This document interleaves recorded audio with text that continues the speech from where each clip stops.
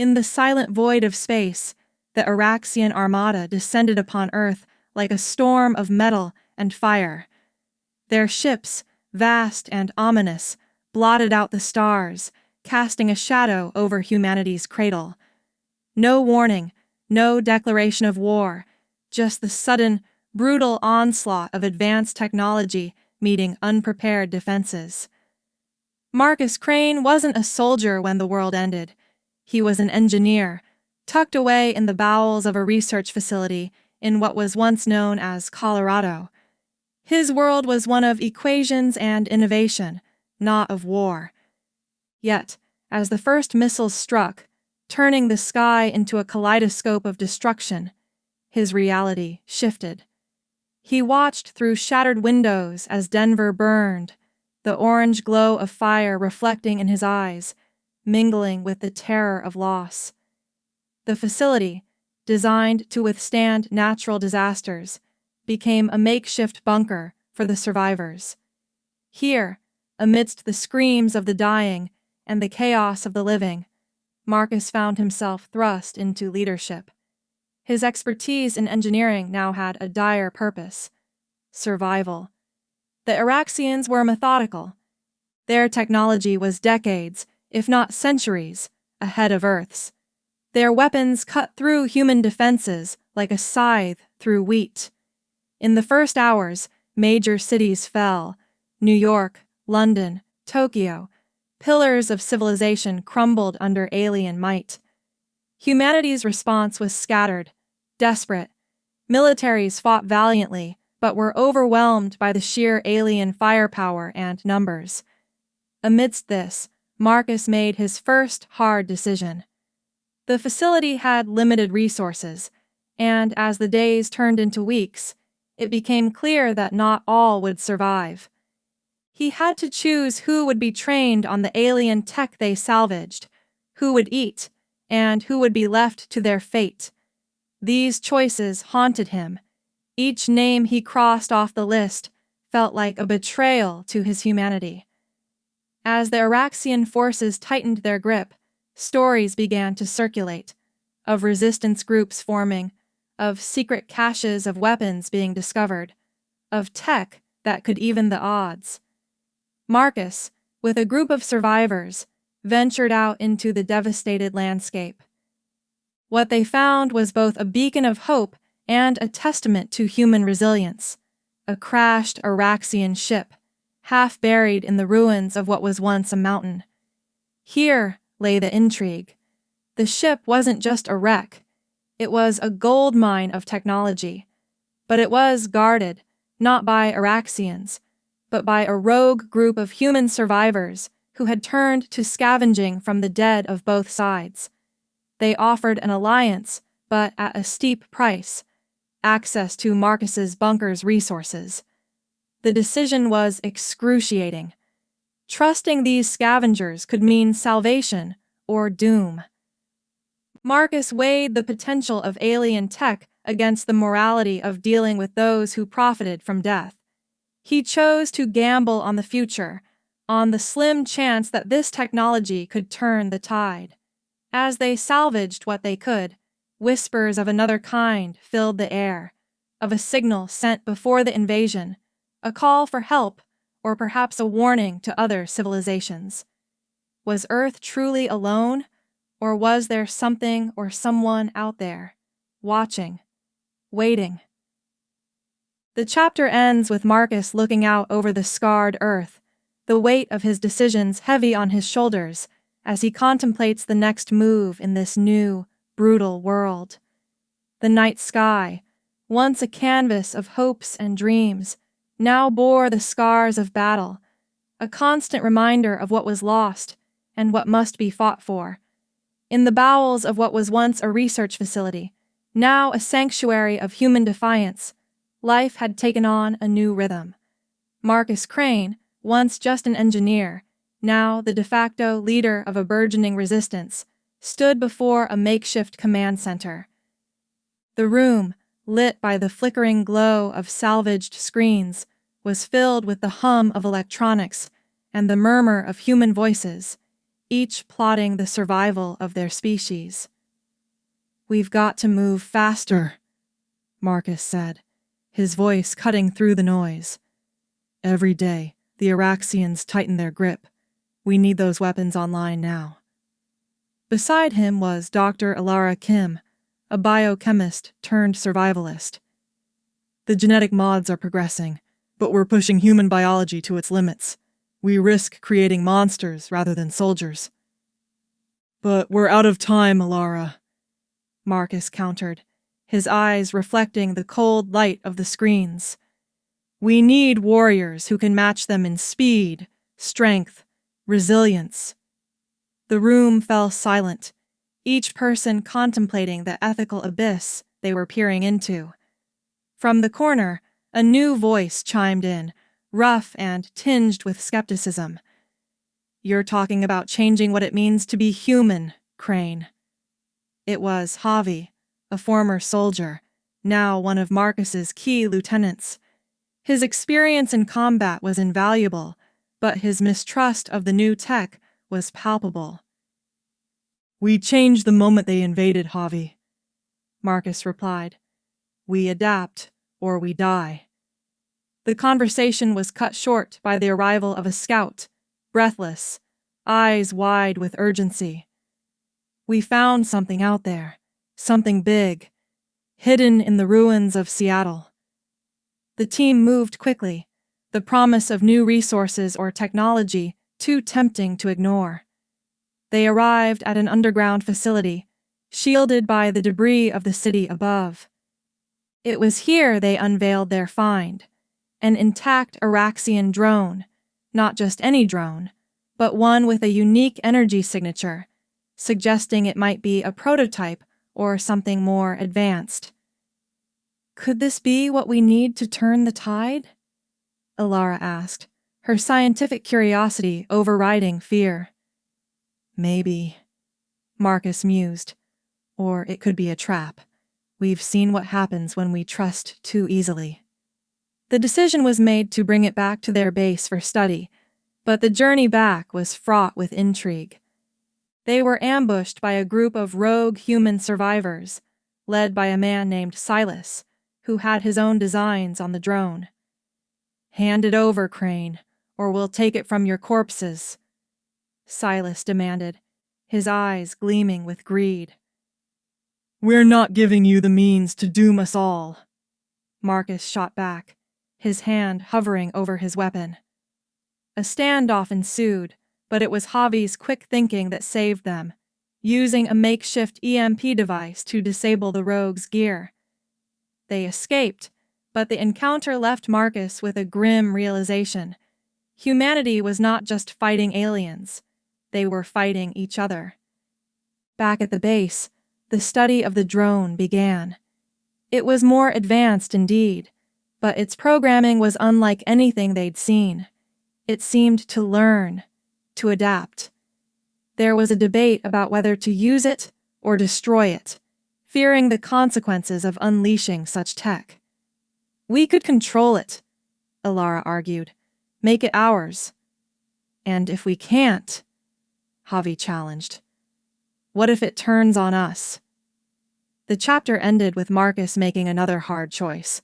They would attempt to reprogram the drone, understanding the risk but driven by desperation. His last words to his team as they prepared for the operation were both a command and a plea. "We need to be what they never saw coming. We need to be more than human." The scene fades with the hum of the drone's activation, the sound of potential salvation or the harbinger of further destruction, leaving the future of humanity hanging in the balance. The underground facility hummed with the tension of creation. Marcus Crane watched as Dr. Alara Kim and her team worked on the reprogramming of the Araxian drone. The air was thick with the scent of ozone and anticipation. This drone could be their salvation or their undoing. "Keep it isolated," Marcus instructed, his voice firm but laced with concern. "We can't afford any surprises." "We're doing our best," Alara responded, her eyes never leaving her work. But this tech, it's like nothing we've ever touched. As they worked, whispers spread through the base about the awakening, a term coined for the project.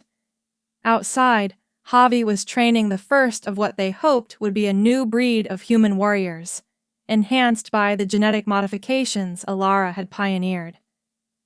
"You feel different, don't you?" Javi asked one recruit, noting the enhanced reflexes and strength. "Yeah, like I could take on the world," the recruit replied, with a hint of the old human spirit. But not all was well. A small faction within the resistance, led by a man named Leo, was growing restless with Marcus's leadership, whispering about his decisions being too risky, too desperate. "Crane's playing with fire," Leo muttered to his confidants. "One wrong move, and we're all ashes." The tension was palpable when the drone suddenly powered up, its lights glowing an ominous red. Alara's voice crackled over the comms. "It's not responding to our commands. It's adapting." Panic ensued. Marcus ordered an immediate lockdown, but before they could secure the drone, it burst through the containment, its systems clearly overriding human control. The facility went into chaos mode, alarms blaring. Marcus, Javi, and a small team chased after it, navigating through the labyrinthine corridors of the bunker. They cornered it in a storage room where the drone hovered menacingly. "Shut it down now!" Marcus yelled. Alara, catching up, was breathless. I can't. It's learning from our attempts." Just as the situation seemed hopeless, the drone's behavior changed. Instead of attacking, it projected a hologram, an alien face, not Araxian, but of another species, one they hadn't encountered. "We are not your enemy," the hologram spoke in translated human words. "We've been watching. We can help." The twist left everyone stunned. Marcus, ever the pragmatist, saw an opportunity. "Who are you? Why should we trust you?" "We are the Vortali. We've been at war with the Araxians for centuries. Your fight is our fight." The revelation opened up new possibilities, but also new dangers. Could they trust an alien race they'd never met? The Vortali offered technology and strategies, but at what cost? Back in the command center, after securing the drone, Marcus faced Leo. "This changes everything. We could have allies. Or we could be walking into their trap," Leo countered, his distrust evident. Marcus, torn between the potential of new allies and the dangers of betrayal, decided on a cautious approach. "We'll meet with them, but on our terms. Javi, prepare a team." "Alara, I want you to analyze every piece of data from that drone." As they prepared for this new chapter, another twist came. One of the genetically modified recruits, now part of Javi's team, began showing signs of instability, mutations beyond what was intended. The recruit, named Sam, was becoming more aggressive, his strength uncontrollable. "We need to stabilize him," Alara said, worry etched into her features. "This could be a side effect of the mods." The chapter ended with Marcus looking over Sam, whose eyes were now a luminescent green, reflecting a power that could either save or doom them. Marcus whispered, more to himself than anyone, "What have we become?" The scene closes with the base preparing for the Vortali envoy, the drone secured but its secrets still unfolding, and the first signs of what the genetic enhancements could truly mean for humanity, setting the stage for alliances, battles, and the internal struggle of what it means to be human in this new era of war. The Vortali emissary arrived under the cloak of night, their ship an elegant contrast to the brutalist remnants of human technology. Marcus Crane, Javi, and a select team stood at the perimeter of their base, hearts racing with the mixture of hope and suspicion. The emissary, a being of light and shadow named Vylara, stepped forward. "Your species has shown remarkable resilience. We wish to aid you against our common enemy." Marcus scrutinized Vylara, his voice steady despite his inner turmoil. "And what do you ask in return?" "An alliance," Vylara replied, their voice melodious yet firm. "Technology, strategies, and a place at the table when we discuss the future of this galaxy." The offer was tempting, but the memory of betrayal was fresh. "We'll need proof of your intentions," Marcus stated, his eyes never leaving the aliens. Vylara handed over a data crystal. "This contains schematics for weapons and shields that can counter Araxian technology. Consider it a gesture of goodwill." As they scrutinized the data, Javi voiced his skepticism. "And if this is a trap? If this tech does more harm than good?" "We'll monitor everything," Marcus decided. "But we can't ignore this chance." With the Vordali's help, human tech took a quantum leap. New ships were built, weapons that could pierce Araxian defenses were forged, and shields that could withstand their devastating attacks were developed. The base became a hive of activity, but not all was harmonious. The genetic mods, particularly in Sam, continued to show unpredictability, his strength increasing, but so did his volatility. "Sam's not just stronger, he's different," Ilara confided to Marcus one night. "He's showing signs of something more." "We need to keep this under wraps," Marcus ordered. "We can't afford panic, not now."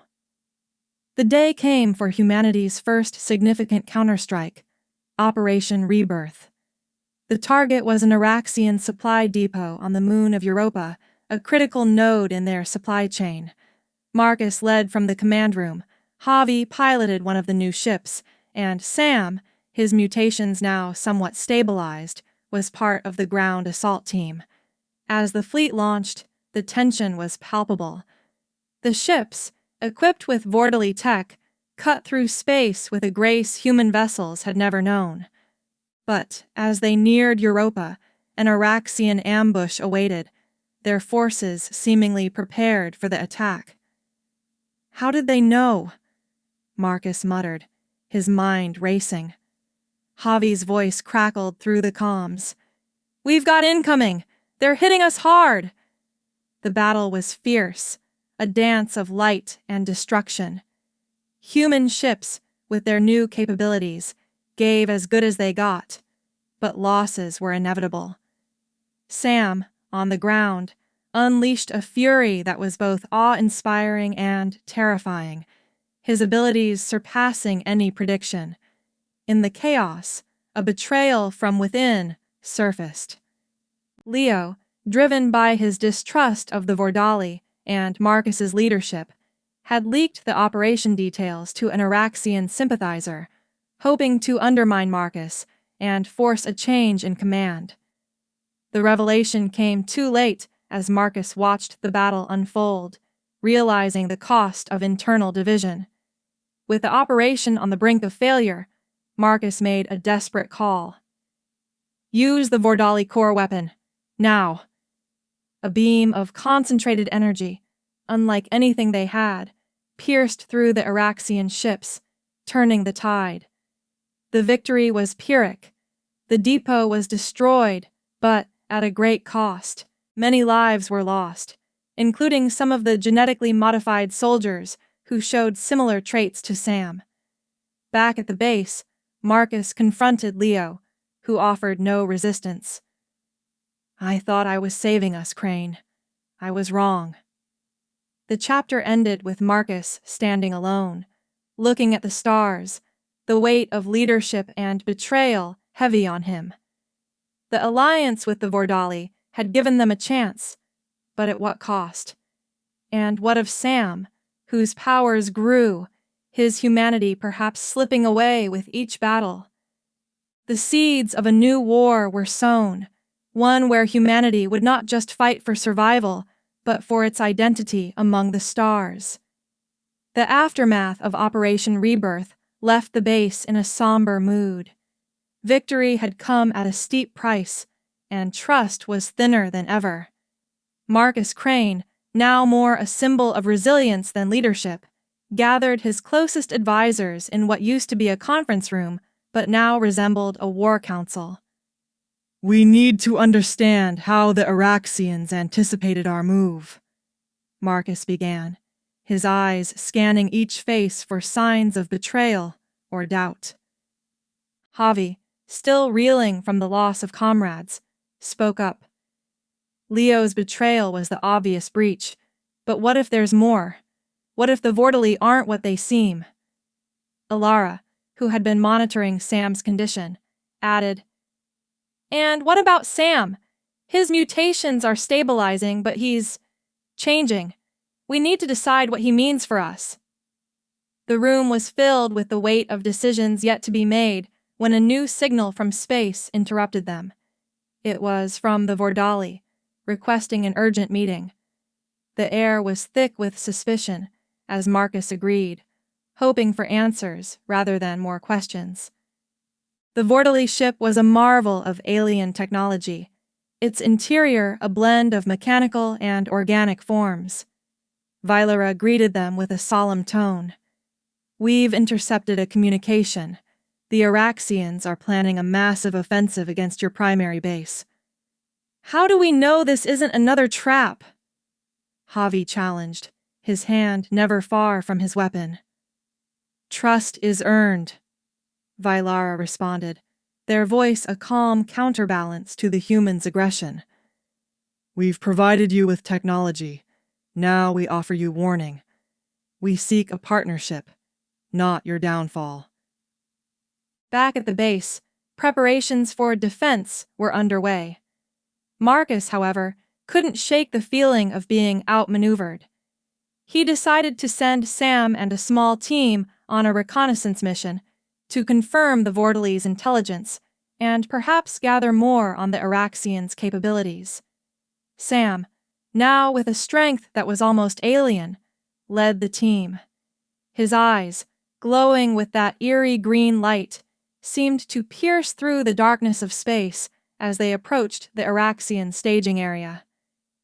"Keep your distance," Sam instructed, his voice deeper, more resonant. "We're here to watch, not to be seen." Their mission revealed more than anticipated. They discovered another alien race, the Krath, in secret talks with the Araxians. It appeared that the Krath were selling information, or perhaps something worse, to the Araxians. "This changes everything," Sam reported back to Marcus via a secure channel. "The Krath are playing both sides." Marcus felt a chill. The galaxy was far more complex than he'd imagined. The meeting with the Vortali took on a new layer of intrigue. Were they truly allies, or just another player in a larger game? That night, Marcus confronted Vailera. "You knew about the Krath, didn't you?" Vailera paused, the light around them dimming slightly. "We suspected, but we wanted to see your reaction, your capability to handle such truths." The revelation was like a punch to Marcus's gut. "You're testing us?" "Yes, because the war we're fighting is not just against one enemy. It's against a system where trust is a luxury we can't afford." As they prepared for the impending Araxian attack, Marcus made another hard choice. He decided to reach out to other races, to sow seeds of doubt about the Krath among those who might listen, hoping to destabilize this dark alliance. The chapter closed with Sam, now more than human, standing watch over the base, his form a silhouette against the stars, embodying both hope and fear. Marcus, meanwhile, pondered over the new alliances and the enemies within and without, understanding that the war was evolving, and so must humanity. The galaxy was a chessboard, and they were just learning the rules of the game. The ominous shadow of the combined Araxian and Krath fleet loomed over New Terra, humanity's beacon of hope in space. Marcus Crane, with the weight of leadership heavy on his shoulders, coordinated from the command center, now a fortress of strategy and desperation. "We knew this day would come," Marcus said to Javi, who was checking the readiness of their defenses. "But I never imagined the scale." "Nor did I," Javi replied, his eyes scanning the readouts.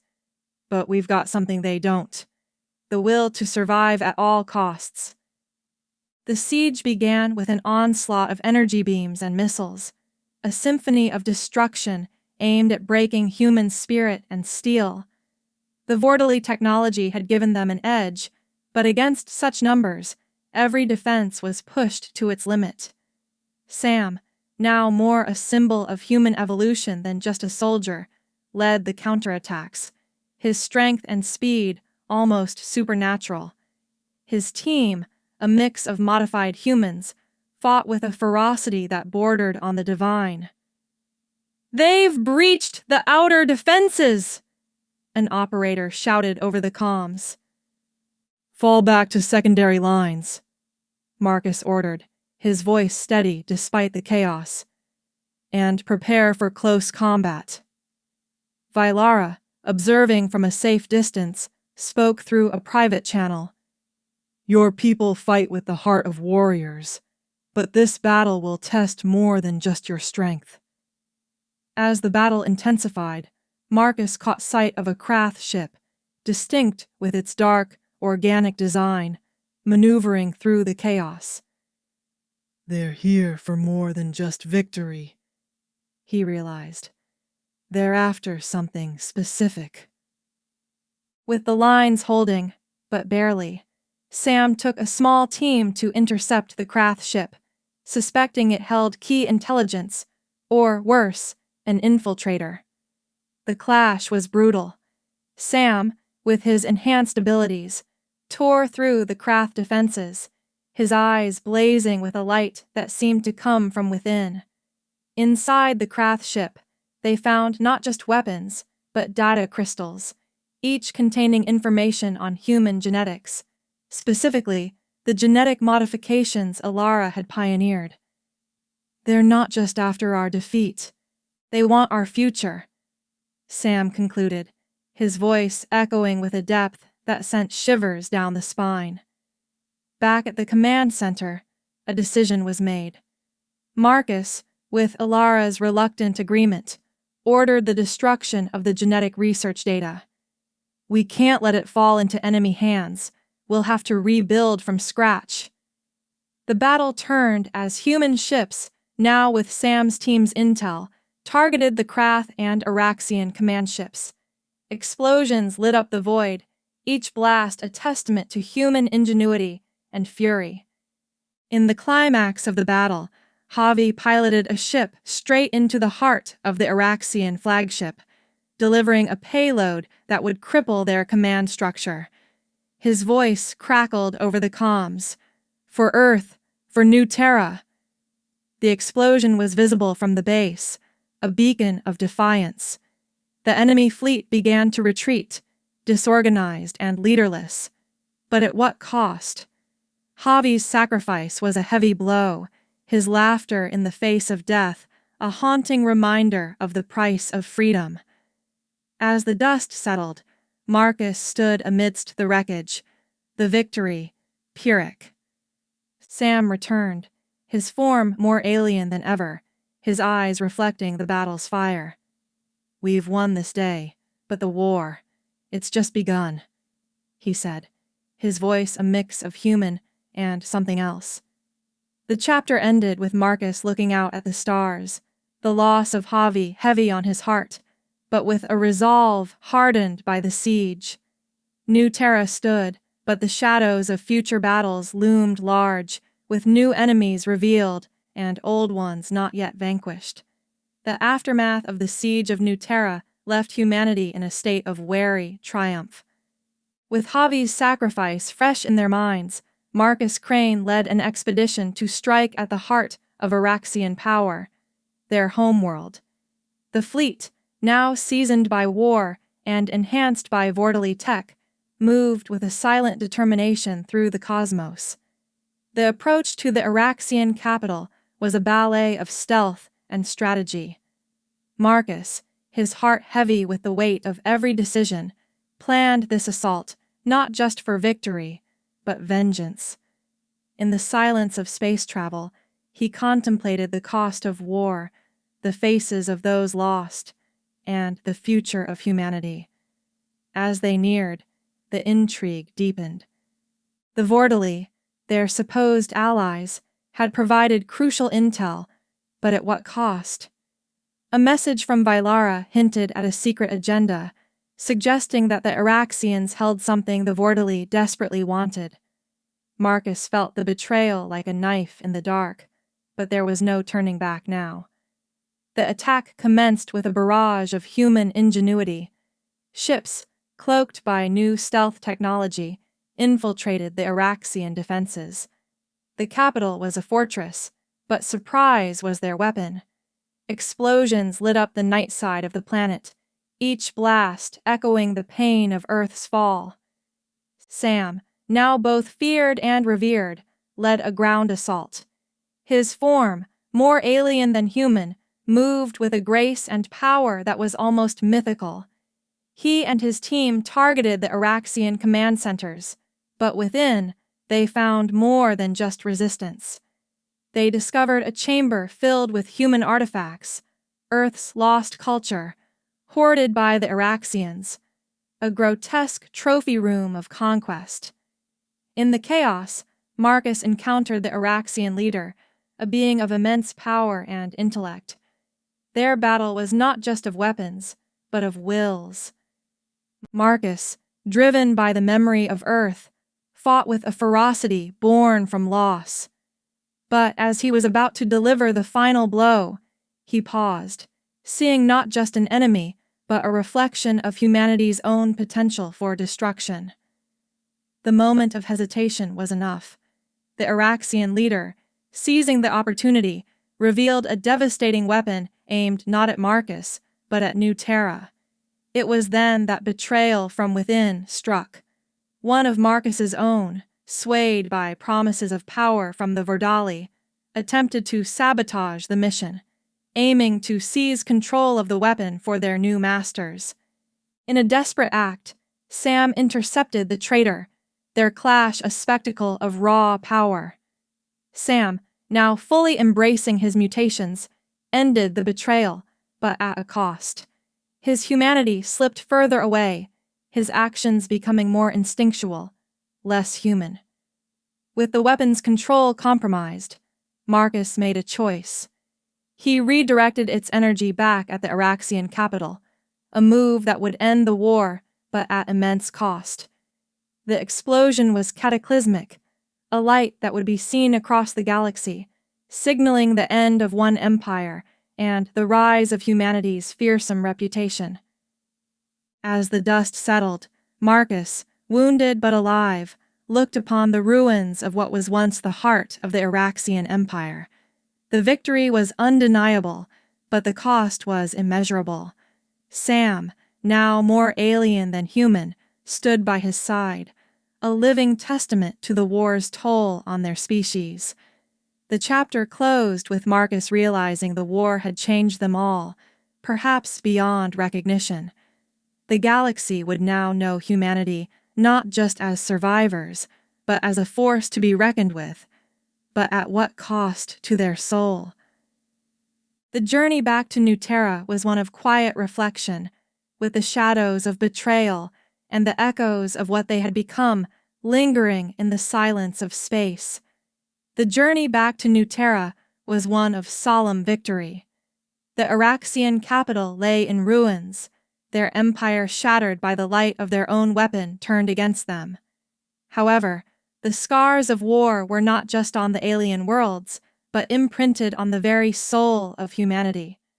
Marcus Crane, his body marked by the battles, stood at the helm of the flagship, watching the stars. Beside him, Sam, whose once human features were now barely recognizable, his eyes glowing with an otherworldly light, stood as a sentinel. "We've won, Marcus," Sam said, his voice echoing with a depth that transcended human tones. But at what cost? Marcus turned to him, the weight of leadership evident in his eyes. At the cost of our innocence, perhaps, but we've secured a future. As they neared New Terra, a new threat emerged. The Krath, sensing the Araxian downfall, had rallied their forces for a final push, aiming to claim the spoils of war. This was not just a battle for survival, but for the legacy of humanity's resistance. Alara Kim, back at New Terra, had been monitoring the genetic data they thought destroyed. She had rebuilt from memory, driven by the need to counteract the Krath's potential use of human mods. "We can't let them weaponize our own against us," she whispered to herself, her lab now a fortress of science and hope. The Krath attacked with a ferocity that matched their desperation. Their ships, dark and menacing, clashed with the human fleet. The space around New Terra became a tapestry of light and destruction. "We need to end this now," Marcus commanded through the fleet's comms. "Target their command ship. We take down their leader. We end this war." The battle was a dance of death and strategy. Sam led a boarding party, his speed and strength now legendary among his peers. His team, a mix of the genetically modified and those who chose to remain purely human, fought with the unity of shared purpose. Inside the Krath command ship, the encounter with the Krath leader was both a clash of ideologies and physical might. "You think you've won because you destroyed one empire?" The Krath leader hissed, his voice a blend of disdain and fear. "You've only painted a larger target on your backs. We fight not just for survival, but for the right to define our future," Marcus responded, his voice calm despite the chaos. The fight was intense, but Sam, embodying the pinnacle of human evolution, incapacitated the Krath leader, securing critical information about the Krath's own genetic experiments, revealing their vulnerabilities. Back on New Terra, Alara had a breakthrough. "Their mods are unstable. If we can target this, we can destabilize their entire force." With this intel, Marcus made a critical decision. "All ships, focus on the Krath biosignatures. Overload their genetic enhancements." The strategy worked. The Krath forces began to falter, their own modifications turning against them. The human fleet, with this advantage, pushed back the invaders, securing a victory that echoed through the stars. As the Krath retreated, the cost of the war was clear. Marcus, severely injured, knew his time was limited. He gathered his leaders on New Terra, with Sam standing as a protector and a symbol of what they had become. "We've shown the galaxy what humanity is capable of," Marcus said, his voice weak but resolute. "But remember, we must never forget who we were. Our strength lies in our humanity, not in the weapons or mods." He then turned to Sam. "You've led us through darkness. Now, guide us into the light." As Marcus passed, his final breath a whisper of peace, the galaxy watched. The war was over, but the legacy was just beginning. Sam, now fully embracing both his human and alien aspects, took up the mantle of leadership, vowing to protect humanity's new place among the stars. The story closed with humanity standing tall, their shadows long against the backdrop of a galaxy that had underestimated them. They had written their legacy in blood and steel, but now they would write their future in peace, vigilance, and the memory of those who had given everything for their dawn.